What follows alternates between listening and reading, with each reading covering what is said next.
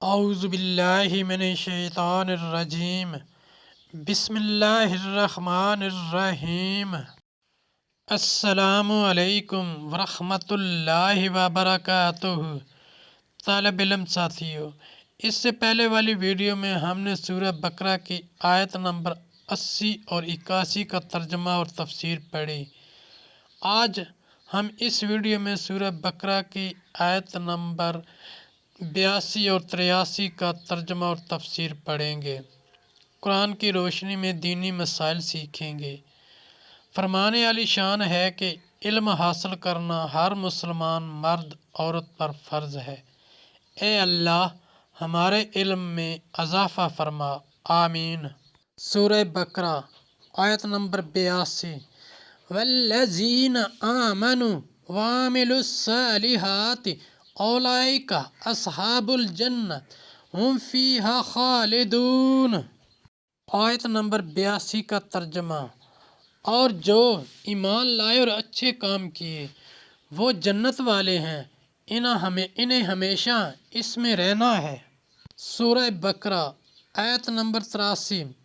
وَإِذْ أَخَذْنَا مِيثَاقَ بَنِي إِسْرَائِيلَ لَا تَعْبُدُونَ إِلَّا اللَّهَ وَبِالْوَالِدَيْنِ إِحْسَانًا وَذِي الْقُرْبَى وَالْيَتَامَى وَالْمَسَاكِينِ وَقُولُوا لِلنَّاسِ حُسْنًا وَأَقِيمُوا الصَّلَاةَ وَآتُوا الزَّكَاةَ ثُمَّ تَوَلَّيْتُمْ إِلَّا قَلِيلًا مِّنكُمْ وَأَنْتُمْ مُعْرِضُونَ۔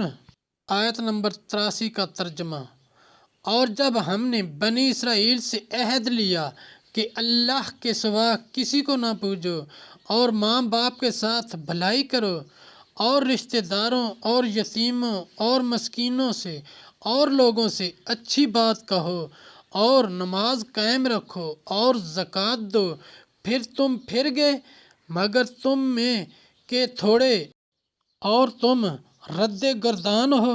سورہ بقرہ آیت نمبر 82 اور 83 کی تفسیر: اللہ تعالیٰ نے اپنی عبادت کا حکم فرمانے کے بعد والدین کے ساتھ بھلائی کرنے کا حکم دیا۔ اس سے معلوم ہوتا ہے کہ والدین کی خدمت بہت ضروری ہے۔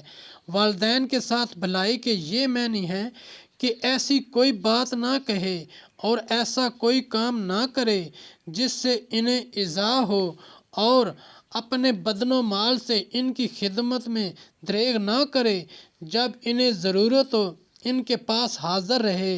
مثلا اگر والدین اپنی خدمت کے لیے نوافل چھوڑنے کا حکم دیں تو چھوڑ دے، ان کی خدمت نفل سے مقدم ہے۔ مثلا واجبات والدین کے حکم سے ترک نہیں کیے جا سکتے۔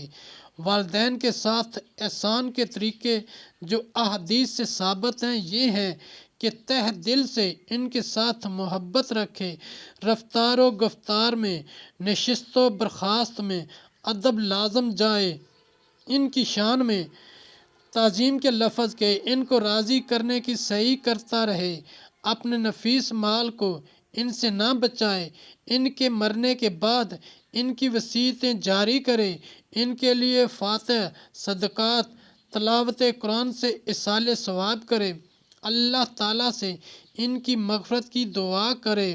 والدین کے ساتھ بھلائی کرنے میں یہ بھی داخل ہے کہ اگر وہ گناہوں کے عادی ہوں یا کسی بد مذہبی میں گرفتار ہوں تو ان کو بنرمی، اصلاح و تقویٰ، عقیدہ حقہ کی طرف لانے کی کوشش کرتا رہے۔ اچھی بات سے مراد نیکیوں کی ترغیب اور بدیوں سے روکنا ہے۔ حضرت ابن عباس رضی اللہ تعالی عنہ نے فرمایا کہ معنی یہ ہے کہ حضور اکرم صلی اللہ علیہ وآلہ وسلم کی شان میں حق اور سچ بات کہو، اگر کوئی دریافت کرے تو حضور کے کمالات و اوصاف سچائی کے ساتھ بیان کر دو، آپ کی خوبیاں نہ چھپاؤ۔ عہد کے بعد جو ایمان لے آئے، مثل حضرت عبداللہ بن سلام اور ان کے اصحاب کے، انہوں نے تو عہد پورا کیا، اور تمہاری قوم کی عادت ہی اعراض کرنا اور عہد سے پھر جانا ہے۔